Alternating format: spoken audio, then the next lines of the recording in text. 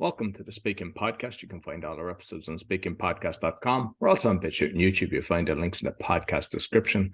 I'm also a podcasting coach because I've got 4 of my podcasts that got to the top 0.5%. You'll find everything on bio.link/podcaster. Today, my guest, certified EFT couples therapist and the creator and founder of Empathi with an I Method.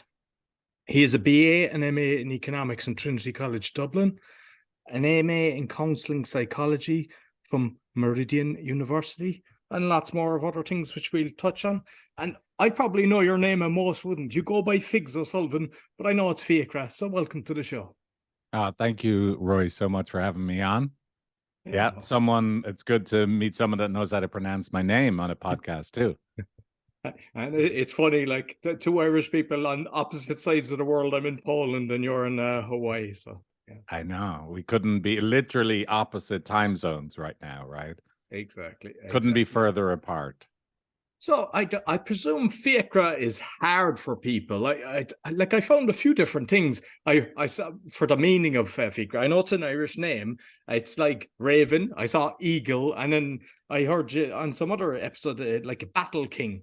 It's yeah, I know. Well, this is the thing. As a kid growing up, it was always there was no direct English translation, but now the internet has all sorts of different ideas about what Fiacra means. Brilliant. So we're going to talk a lot about the therapy, couples therapy, because I think it's very important. But I want to kind of go through your speaking journey as well, because obviously in Trinity and everything, you'd have to kind of do a thesis, stand up, do a project probably. But I don't know what you're even going back to school, in Dublin. Yeah. Well, that's interesting. When I was 12 years old, it's so interesting. I can barely relate to that 12-year-old me. I was the lead in the school play, in our, I guess it's middle school in America, but it'd be first year of high school in Ireland. And so I had a lot of confidence in myself at 12. I guess then when I made, you start, I don't know, voice breaking, going through puberty. By the time I went to college, I developed a lot of self-consciousness about my accent. So I'm someone who I was brought up in a, lower middle class neighborhood. I would have had quite a strong Dublin accent up until the age of 12. It wasn't a problem for me. But then I was sent to private schools. I went to the only Jewish school in Ireland, and I went to a mainly Protestant school. And the principal of one of these schools actually called my parents in to talk to them about how inappropriate my accent was for the school. So by the time I went to college, interestingly, I would think about what I was going to say beforehand, just in social conversations, because I knew the fact that I can't pronounce my THs would give me away as the, gurrier, like this little riffraff that I really am. So it's interesting. I spent as a young man, in Ireland in college, kind of very self-conscious about speaking. And then that's part of what I think was so attractive about California and San Francisco. Look, people didn't care. No one's going to be asking me what school did I go to. They're not going to no one's trying to place you socially. All people want to know is, can you do the job? Is it? Doesn't matter. Can you do the job? Can you make the money? Right. And I started off as a stockbroker, right? So it's not do the job is every day you were ranked by how much money you made the day before. Right. And even though it was a tough way to start my career, right? That level of competition. But it was really nice that there was no, where did you come from? What sport did you play? No one was trying to place me socially. Brilliant. So you then done further studies. So you might kind of talk about all the education that you done even when you were in the States. Well, yeah. So, look, my dad's a therapist. My mother's a therapist. I mean, my mother's retired. My dad's still going, 70. He'll be 79 this year. He's still at it as a psychotherapist in Dublin. My sister's a therapist. And so I tried to fight the family profession and went into stockbroking. But then look, I knew that it was really my vocation too to be a therapist. And so I eventually went in my 30s, I gave up working in financial services and I moved to a place called Esalen. I don't know if any of your listeners are familiar with Esalen, but Esalen is a retreat center in Big Sur, basically in the wilderness along the California coast, mountains, river, ocean, hot springs all meet each other. This glorious, one of the most beautiful places on earth. And I got to live there for a year and a half. And it's where Eastern philosophy and Western existential experiential psychotherapy kind of come together. And I often think of Esalen as my third parent. I practiced psychotherapy as a way of living life, not just as a helping other people. For myself, and then improvisational dance, art, creativity for a year and a half, right? Solid. So I really think of that as probably the most important education. And then I went back and got my master's. I was in a doctorate program in counseling psychology. But then when it became clear to me that and from my perspective, right, it doesn't mean this is true for everybody, that the only reason to go on and get the doctorate was if I continued to doubt my abilities to be a therapist, because all I wanted to do was be a therapist. And once I had the master's, I could be a therapist. And the doctorate, the PhD after your name was just kind of was just a way to tell people, look, I'm valid, right? Do you see I'm valid? You should see me. So once I had the master's, I left the university I went to, and I started my own practice almost instantly. Sit and practice being a psychotherapist, and I just loved it. And then, of course, all of the work I'd done in the past on sales and marketing was able to combine that with the love of the craft of psychotherapy to develop a business. Excellent. And growing up in a family of therapists, did you feel like that you were constantly being analyzed? Was there a thought process in your head? No, I mean, no, but so when I've grown up in a family of therapists, what I grew up in is a very typical Irish family in the sense that my dad is an alcoholic, heartbroken mother, right? Basically, raising her two kids on her own. And, so let's just say very common life betrayal, that is alcoholism for a family.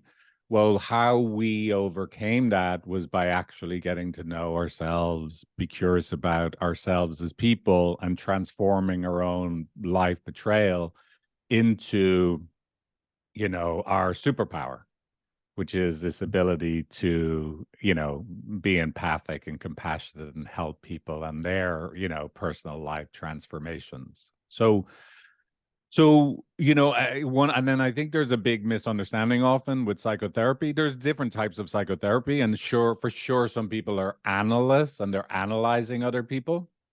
But when I train psychotherapists now, one of the things I'm always trying to emphasize is the only reason I do anything, the only reason I ask questions, the only reason I tell stories, right? The only reason I'm listening to the other person, right? Trying to engage in some intervention, psychotherapeutic intervention, is to gain empathy and compassion for the other person. It's never actually to analyze, right? I'm always trying to become the other person. I'm trying to become what they're experiencing, and then hopefully help them experience more fully that which is true for them.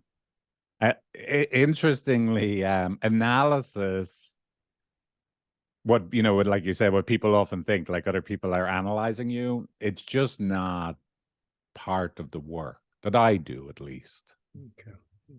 And you mentioned about your father. Like when I grew up, I mean, there was a load of the friends that there was alcoholism. I was usually the father in most of the. And what I noticed, and I don't know, is it a trend that you see yourself, is that the children were either against it then when they grew older, or they became alcoholics themselves.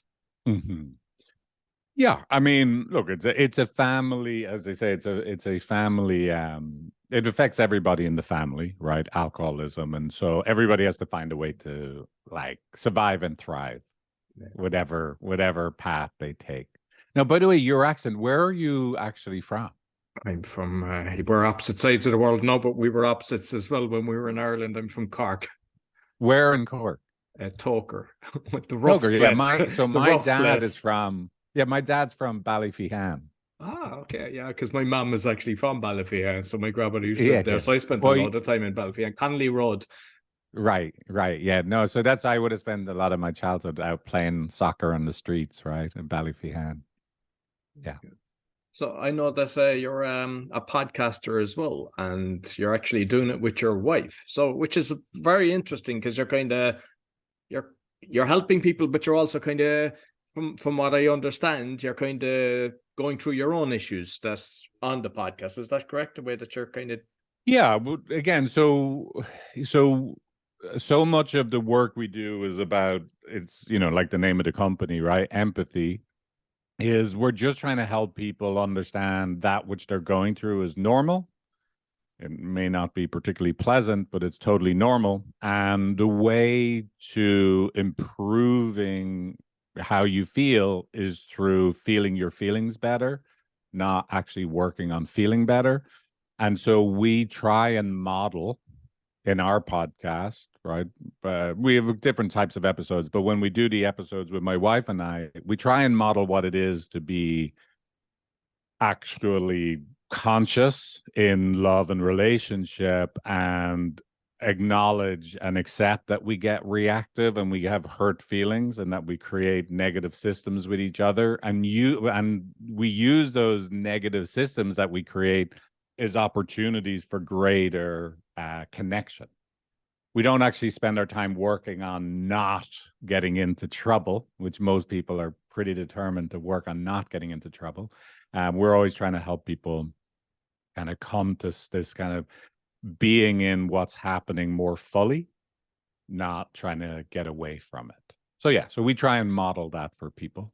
Okay. And just on the show itself, because like I do with my ex-wife, I do the Polish one, but I've seen a lot of people when they're kind of like co-hosting, one is kind of stepping on top of the other, or how does it work with you? How do you navigate like kind of controlling the mic, let's say, or yeah, look, that's definitely been an issue. It's a really good question. I would say the podcasting as the host, and especially as co-host, has been a really big personal growth vehicle for me personally. What I realize is I have a tendency to think everything's going really badly. And and then, goes, I'm from Ireland, right? Rain and cold, everything's going bad. And then because my wife's from Hawaii, she's just optimistic, like till the end, right? Just always happy, cheerful. And so it's been really interesting to get to study again, to become conscious, right? Aware of just how frightened I get, when we're recording podcasts with each other. And then I have a tendency, when I get frightened that I get threatened, I'm not very good at listening. My listening skills diminish the more scared I get. And I feel I have to take over. I can feel that, look, what she said, it could be said better. I repeat what she said. Not in like, there's sometimes repeating what you said is a good thing, right? You let the person know you heard them, but this isn't it.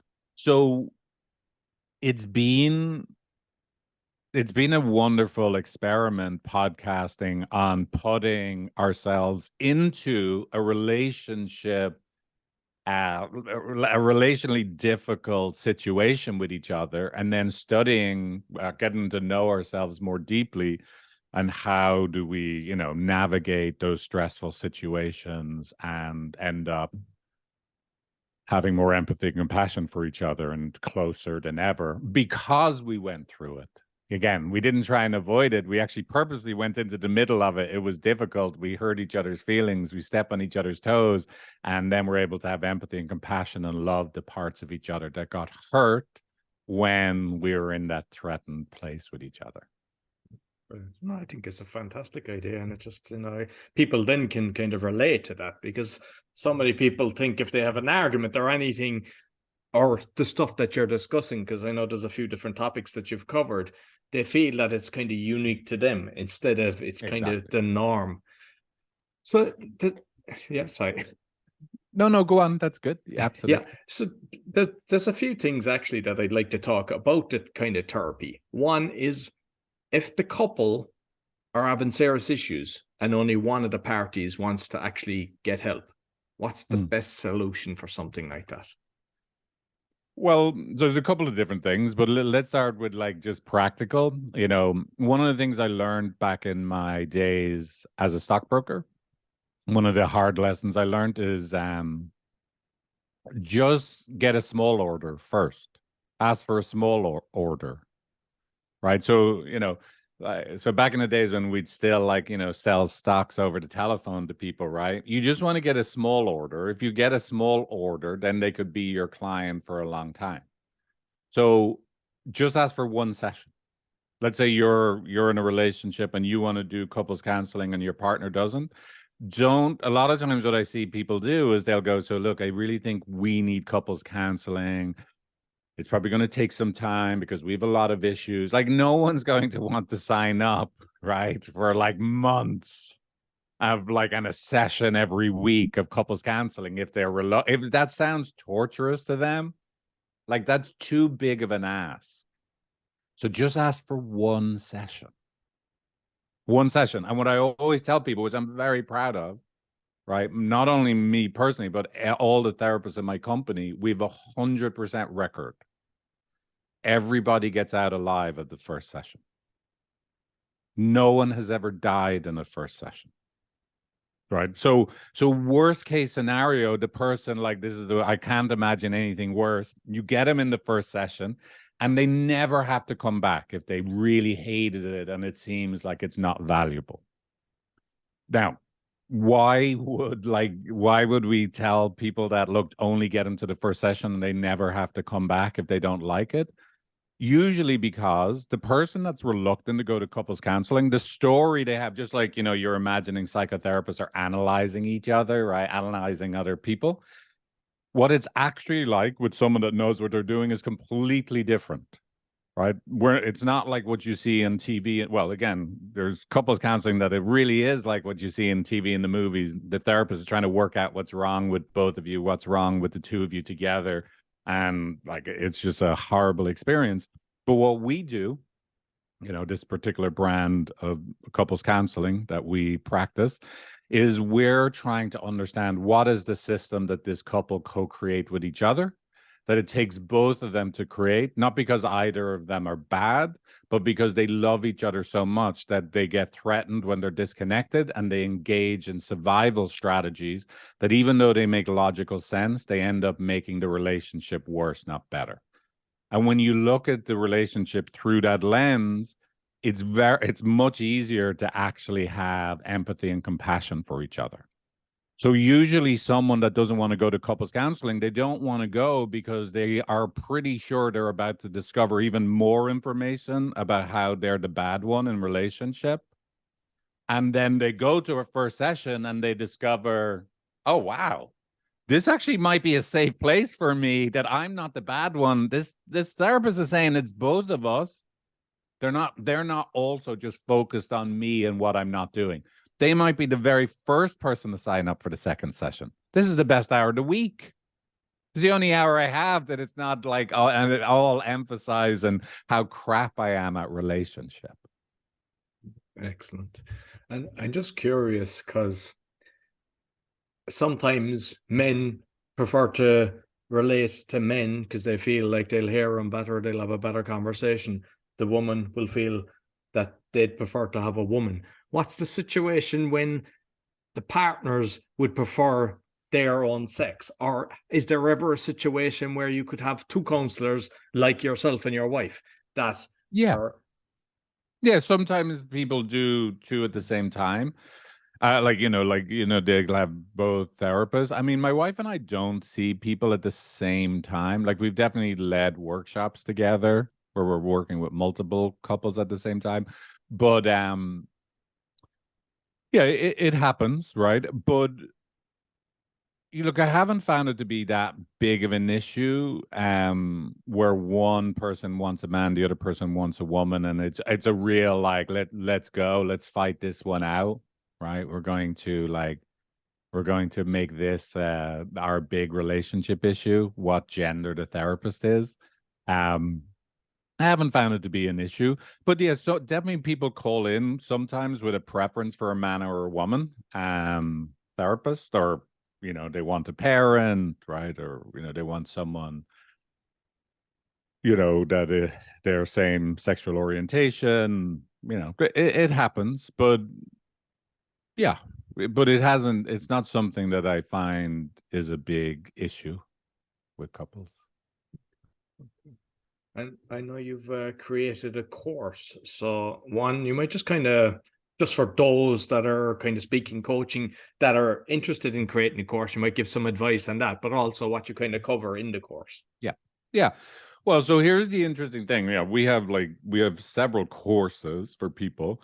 And here's the way I think about the courses, right? The courses are great, right? They're really good. But here's the truth of the matter is, right? Is something like, what is it?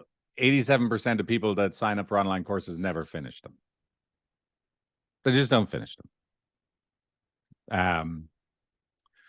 And so look, we put a lot of effort into courses. The courses are really good. If people did them, they actually really help. And we get people tell us like how much they helped. And there is no substitute for live experiential like counseling. It's literally, there's 1,000 to 1 the difference in the benefit, right? So the course is like, look, whether it's because like that counseling stuff, that's weird, I'm not ready for that, so I'll do a course on my own, or we don't have the money to do counseling every week, let's do the course and let's dedicate ourselves to doing it. But let's be clear, it's the silver or bronze of how to help people, right? So and then the other thing, at least with what I do, like couples counseling, a lot of the branding has been looked after for us, right? When people, let's say they have a fight with their and at least maybe in Ireland it's like they have a fight with their spouse, they go, I'm off to the pub, that'll fix things, right? In America, and most of our clients are like San Francisco, Silicon Valley, but we see people all over the world, right? When they have a hard time in their relationship, whether that's a moment or a period of time, they already know to look for couples counseling. Like, it's already in their brain. We don't have to create, like, oh, I wonder what we'll do. What do we do? Like, they already know to go to Google, right? Or go ask their friends, a good couples counselor, right? No one has ever woke up in the morning and said, you know what I need? I need a couples counseling course.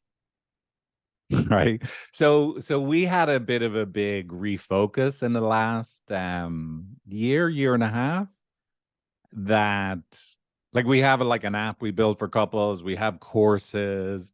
And then I kind of realized that, it's so crazy. The therapy business is growing like a weed. Like, I was focused so much on the courses and like being this good relationship advice for many, like, because that's ultimately we'd love to help millions and millions of people, but what really works is this kind of deep attending to one couple at a time, and that's what people want.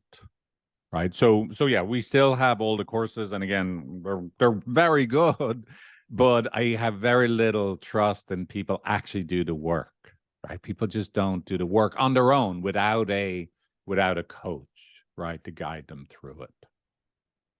I've seen that on your website, like the team, you've got a lot of counselors on the team, and I'm just curious, how do you kind of decide who's a match?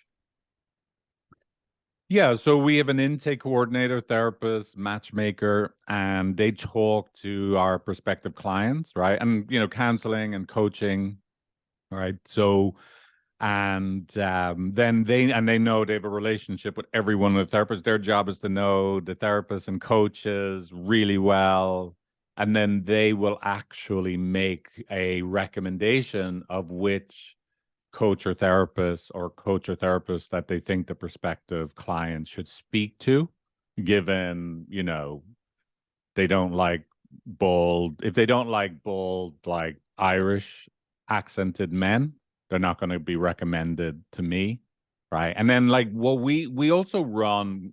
This is actually, I've obviously become very American. I really believe in running a meritocracy. And what I mean by that is we have equal opportunity at our company. We'll hire anybody that's good, and they'll get an opportunity to thrive here. But we really assess how good is the actual therapist at delivering value to our clients. And the better they are at delivering value, the higher their fee and the more opportunities they get. And that's, to me, that's what the customer deserves, right? And so yeah, so fee is going to be a big issue, right? Is so when how do they decide which therapist, right? Like, again, you don't like bold men with Irish accents, right? That's important to know, right? And what is your budget for counseling, right? Because then we'll be able to point you towards the right fit for you, given your particular situation and what you can afford. I actually like that on your website, is you're fairly transparent with your pricing, and you mention kind of where the range goes, whereas a lot of people don't do that. They're kind of like, get them in the door and then just kind of land it on their lap. And I think you're doing yourself, you're getting more clients by doing it that way, because then they're not going to be doing a discovery call when they think it's going to be like $20 or something, like, or $50, Exactly. Yeah. So Yeah. Well, by the way, the other thing with psychotherapy, which, it's part of what, there's a pretty well established, there's obviously law, but ethics. And in this new world that we live in, it's very easy for payments to be in the background and we don't have to talk about it, right? The credit card will be charged automatically. We just don't, let's not you and me deal with that money stuff as we're in our conversation. But one of the things that's really important with psychotherapy, and you have to tell someone what the fee is directly. Now, it's just an ethical thing that, it's like it's like a trip back to the way it used to be. You have to look in the person's eyes and you have to tell them the fee, and they're usually okay with the fee. Like, you can't, we're not going to have it be something that it's kind of, that's the ugly part. We won't look at it directly.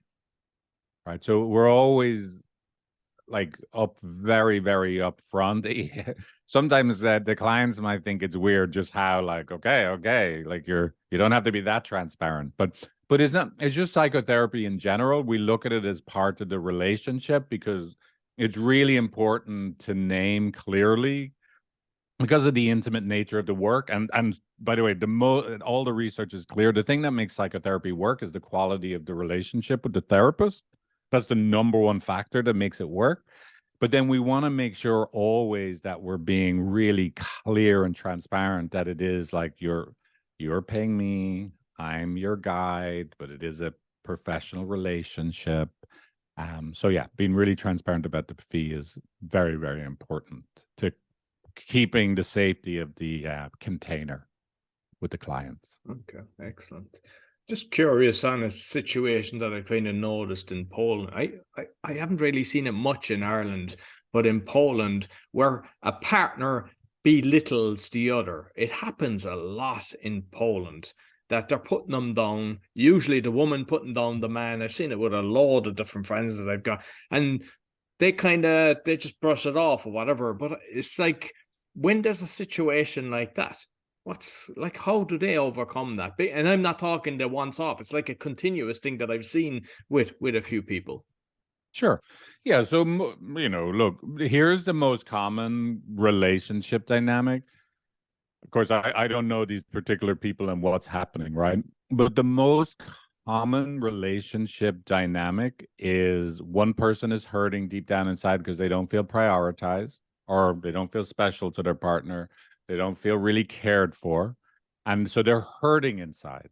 And then what they do to protest hurting inside is they criticize, belittle, share their disapproval with their partner. Now, the partner then feels belittled, disapproved of, like they're unacceptable, they're not enough, not appreciated. So they're hurting inside. And so now they are dismissive, defensive, disengaged, which of course confirms for the first person, see, I'm really not cared for. I'm not special. I'm not important. I'm not a priority. They hurt even more. So now they have more reason to be more belittling in public. So that person feels worse inside. And now it's in front of other people. So it just got a 10x in front of it. It got multiplied. You're going to actually make me feel all these feelings of not appreciated, belittled in front of other people. So now they're feeling that pain 10x more. So now they'll be even more dismissive of their partner. And then guess what's going to happen? The partner is going to feel even more like, you just are not here for me. I am so alone. And they will be even, now they're not even going to be belittling. They'll actually like try and trip them up at the top of the stairs in front of their friends, right? So I don't know if you noticed the story I tell, and this is the key. It's not a one-way thing. If you see someone belittling another, there's a system that both of those people are engaged in together, where they're both hurting and they're both engaged in strategies to survive that are making things worse. And here's the punchline. This is actually very sad for both of them. Now, again, I don't know if you notice, imagine if I'm talking to that couple, instead of trying to fix, hey, what's up with you and the belittling, or what's up with you on your way to the pub every Friday instead of being at home with your missus, right? I'm not trying to shame either of them, correct either of them. I'm actually, again, trying to find a narrative where they both make a lot of sense and they're both worthy of a lot of love and empathy. And this is a tragic misunderstanding of what's happening between the two of you. The two of you love each other so much. That's why you're getting into these awful, awful interactions with each other that are so painful. Now, so you're like, do you think that couple will come back next week? Absolutely. Most likely, Yeah. right? No, Because I love it. that's I a think very it's positive fantastic. story. Yeah, it's brilliant. Right? Yeah, So, yeah. and it's true, by the way. Yeah. And it's not something, it's not like putting some woo-woo glitter on top of a painful situation. It's true, and it gives hope for a path that we could actually make things better. Brilliant, brilliant. And I suppose another one which could relate to a lot of people, that when there's children involved, when there's different kind of parenting styles, that can cause a lot of kind of friction in the house. Yeah, absolutely. Well, look, it's the same, basically the same thing, right? So there's always the issue is never the main issue. It's really, and parenting, this is a tricky one, but is firstly, let's say there's the issue itself about we have different parenting styles, and then there's the emotional pain that is happening between the two parents. Let's say if I tell my kids, like, eat up everything on your plate, because that's what I learned to do, and then my wife says, like, hey, that'll give them a really bad relationship with food. Don't force them to eat, right? Well, look, we have a disagreement, about how you attend to the kids, and like at mealtime, right? It would be the wrong direction to think the most important thing we have to talk about is what's right or wrong, and we both go and find our research, right? That would be like backing up our point of view. The real first issue we have to deal with is, you know, when I suggested something to the kids and you corrected me, my feelings got hurt. And then I defended myself. But when I defended myself, it hurt your feelings, right? Because I was actually disappointed in you and mad at you for hurting me. And now your feelings are, and now you're actually coming over the top and being even more adamant about your point of view. We've got into an emotional bonding disconnection, and we got to resolve the emotional bonding issue first. And if we can get back to being connected to each other emotionally, because we have empathy for how this conversation is actually very hard for both of us, then we can return to the parenting. What do we do? How do we be on the same team about how we attend to mealtime? Right. And then of course the other element of this is like, look, so much of how we parent is because we have inherited the way we were brought up ourselves. So being able to be conscious, being able to be curious about what is it in me that makes me think, for example, like, you know, make sure you eat everything on your plate, right? Is the right way. There's a way to be curious about oneself and where does that come from, versus like believing this is just this is the way I do it, right? You know, there's a reason why I have that point of view. It's not universally true that a kid should eat everything on their plate or shouldn't eat everything on their plate. They have to be able to engage in some process of curiosity about where does this idea come from inside of both of us. Okay, yeah. Excellent. And I'm just curious because one of the books, a lot of people are familiar with The Five Love Languages by Gary Chapman. Yeah. You know, where they're kind of talking about some people like the touch, some people like the gifts and different things. Is that something that you feel is very relevant, or is it just gone out of context? Well, I mean, look, it's not irrelevant, but it wouldn't be the deepest, most important thing, right? The deepest, most important thing is actually quite simple, right? There's one particular theory that is the best theory to understand what love is, and in short, it's attachment theory. And attachment theory is arguably the most solid researched area in all of psychology. Got the most evidence backing it up.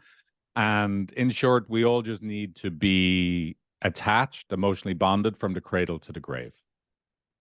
And again, why from the cradle would we need to be emotionally bonded? Because when you're born, if there isn't a good enough other human being, a grown up on the other side of your birth, for most of us, it's our birth mother, you would die. You'll physically die. So your body is built to detect, is my person there? And if they're not there, your body is right to tell you you are facing an existential threat. You need to protest, and protest loudly. Right? That's the essential part of what it is to be a human being. Before we start like being able to use calculators and self-driving cars, we have this, oh my God, I need another person or else I'll die. And now that you're a grown up on your way to the grave, just because you've got your Amazon Prime subscription, right, and Netflix, you think you don't need any other people, it's not true.